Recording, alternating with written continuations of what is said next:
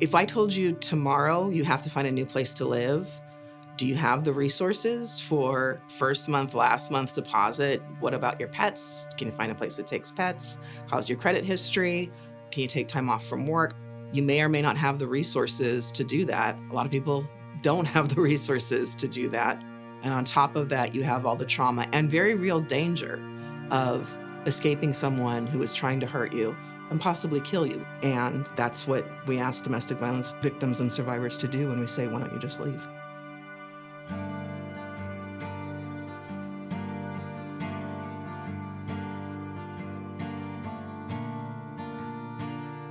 I think a lot of people will say, well, just leave. That's what you hear all the time. Just leave that person, not thinking about what it takes to leave. Leaving is often considered a simple decision, the right decision. But for survivors of domestic violence, fleeing danger can mean losing the only home they know. What does home mean to me?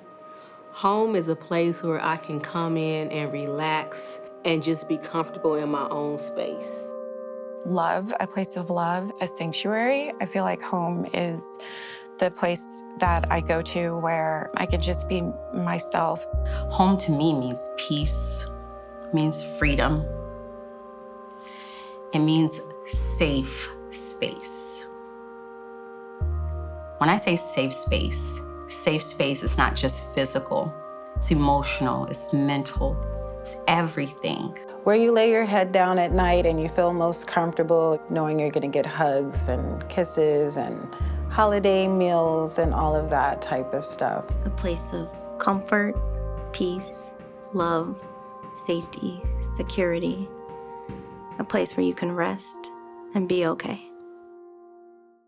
For many survivors, leaving an abusive relationship marks the beginning of their experience with homelessness. I had stable housing. I had a home where I had a garden. My daughter had her own bedroom. I didn't have to worry about money or finances. But I had that home with my ex-husband who was extremely abusive. He constantly called me names. He told me I was a horrible mother. He kicked me out of the house. He locked me out of the house. Las cosas en mi relación cambió cuando el mujeriego, machista, golpeador, era muy violento conmigo y con mis hijos. My life, it was not okay. I was living with my aggressor. It was scary and not a safe place to be. Sometimes there wasn't always a pattern that I could put my finger on. You know, maybe over time it had progressively gotten worse, but it became very hard to even keep track. I know at one point I actually kept a journal and had to write down just little notes of things that would happen because my mind would not keep track of it properly anymore.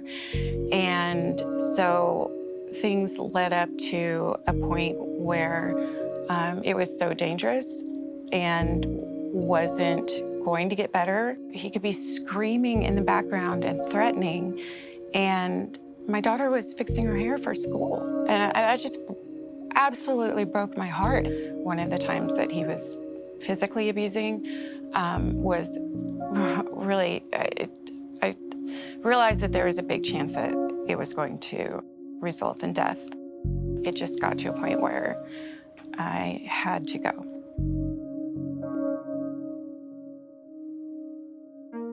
The day I left, I got slapped across my face and I was strangled. I was maybe a month and a half or 2 months postpartum. And I knew that day that I needed to leave. I was gonna die. I was scared to stay and I was scared to go. But we had to leave. But leaving isn't freedom. It's the beginning of a new kind of survival. For so many victims, it's one without shelter and fear of the unknown. The night I decided to flee, it was scary. It felt like a race against time. I pretended to be asleep on the couch and waited for him to go to work. I hopped up after he left, and within about 4 hours, I got some of my immediate stuff out, and I knew that I couldn't go back home. I had filed a domestic violence restraining order and divorce papers, but I had nowhere to go with my daughter. And so I became homeless.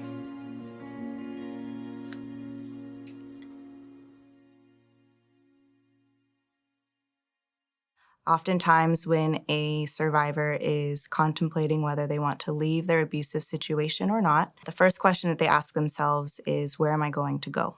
And so oftentimes, the individual who's experiencing the harm has been isolated from their social networks, their families, their support systems, and they often have nowhere to go. And so they go sleep in their car, or they will go into a general shelter, or sometimes that means resorting to sleeping on the streets.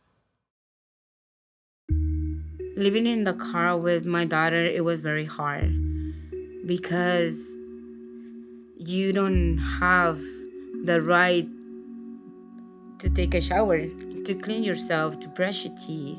I think the issue of domestic violence is so commonly misunderstood.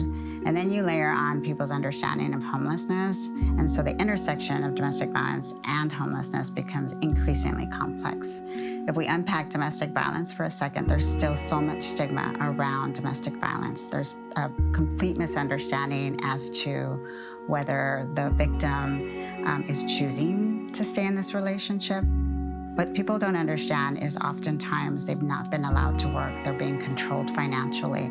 Then you look at homelessness, and there's a lot of judgment around how someone becomes homeless. We think about drug use is often something people attribute homelessness to.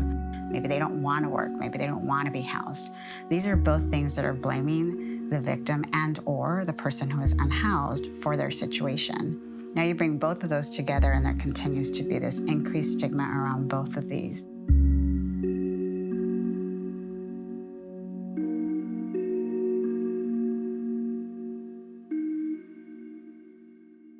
The immediate challenges that I faced was housing. Everyone was full. There was nowhere for us to go. So we stayed in a hotel, and I was just spending all of the time calling places and asking, if you don't, then is there anything, anyone? And there was no one, nothing. It feels like jumping off of a cliff and not landing.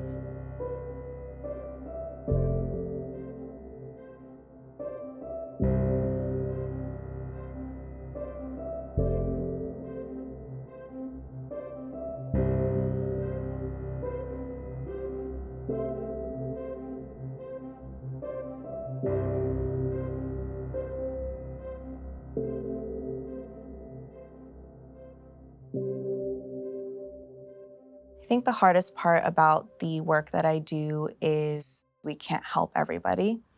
And when it comes to housing and it comes to homelessness, since it is such a detrimental and huge challenge that we're working with in California, knowing that we can't help everybody is something that keeps me up at night. And knowing that there aren't enough resources out there, knowing that there aren't enough affordable housing options for everybody, and there's only so much that we can do to help survivors who are going through these experiences is really challenging to kind of sit with.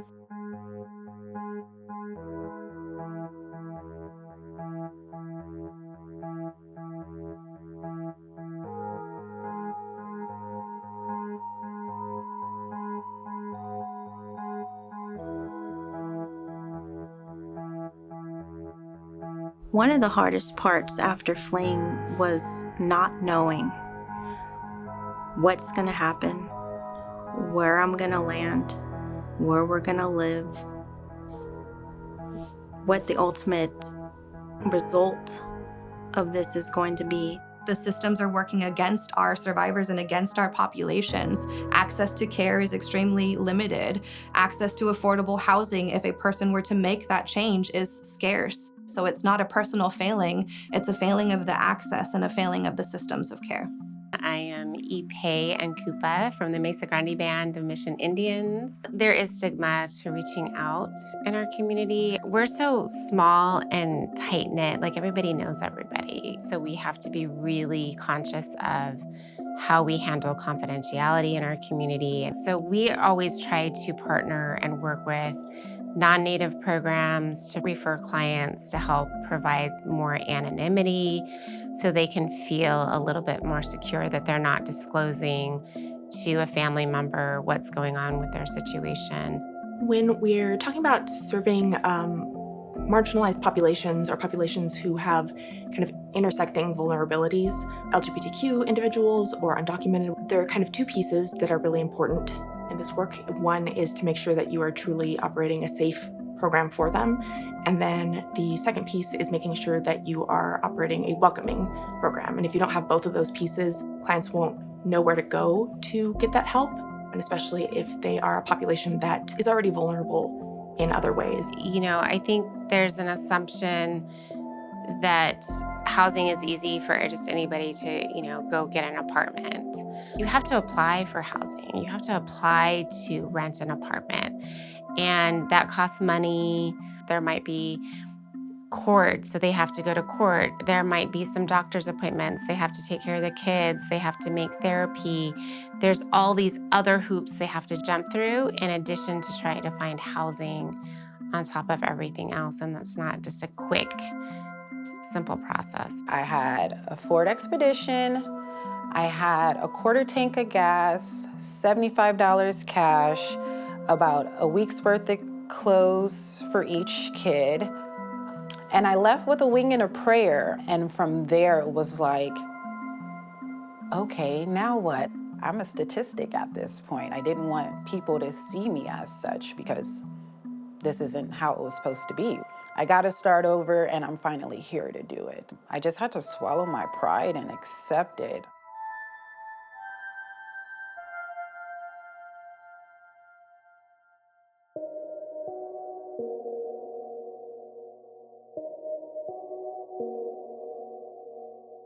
Across California, organizations work tirelessly to help survivors rebuild their lives, find stable housing, and advocate for change in their communities. Adequate funding allows these programs to keep their doors open and respond when a survivor reaches out. Honestly, they paid my rent for a year. And with that help, I was able to focus on me and my children and receiving the therapy and mental health services that we needed in order to heal from the trauma that we had been through. I can't even imagine what I would have to do if I didn't have their help.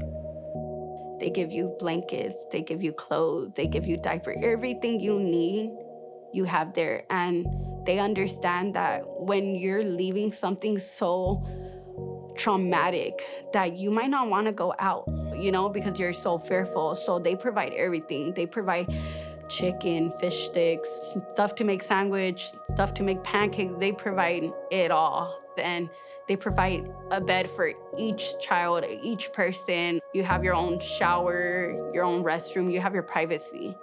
I couldn't have done this alone without the help of the professionals that are in this field helping survivors of domestic violence.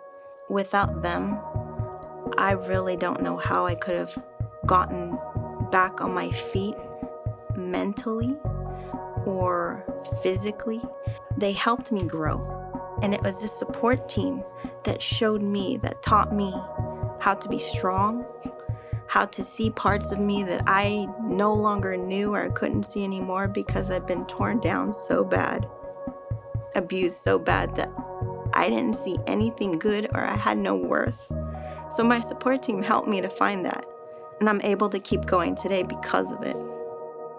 Behind every bed, every meal, every safe night, every counseling appointment, there is a choice, an ongoing commitment to fund safety, to prioritize survivors, to make healing possible. The next time a survivor reaches out to these organizations, the world they meet will be shaped by what we choose to fund today. If I had the opportunity to speak with someone who is considering funding or doing anything to help, I would say that housing or some place to stay would be the number one thing. Just having a place to go that is safe. There are a lot of people who don't leave because they don't know where to go or don't have anywhere to go. Creo que lo único que yo pediría que ayudaran bastante a agarrar la vivienda, que es lo más difícil para cualquier mamá soltera, cualquier persona que está pasando. These issues are systemic and they are happening in our own backyards, and it does take a community-involved approach to make change. These are the places where we choose to live, work, and raise our families, so we all have an investment in creating safer communities for our people, for our children, and for our survivors. My life today is beautiful. I have a 4-bedroom apartment that I take care of. I take care of my kids. I take care of my family, and I'm going to school and I'm bettering myself. And it's a good life today. It's a really good life today. Mi vida ha cambiado 100%. Me siento otra persona, más feliz, más tranquila. Y mis metas es sobresalir con mis hijos, sacarlos adelante y darles lo mejor que se merecen. Es mi meta. So my life changed drastically, like 1 to 10, 1 to 100, 1 to 1,000. My life it's a lot better. We're safe. We're free from fear. We're free from abuse. It's an amazing feeling to know that sky is the limit. Woo-hoo, I'm free. Hey, I am free. Hallelujah. Thank the Lord, I am free. I am now in a much happier place. I'm 50 and fine. I'm doing what I love as a doula. Me and my girls have a better bond. I don't look like what I've been through. I'm in a good place. I am in a definitely good place. Every survivor deserves safety. Every survivor deserves housing.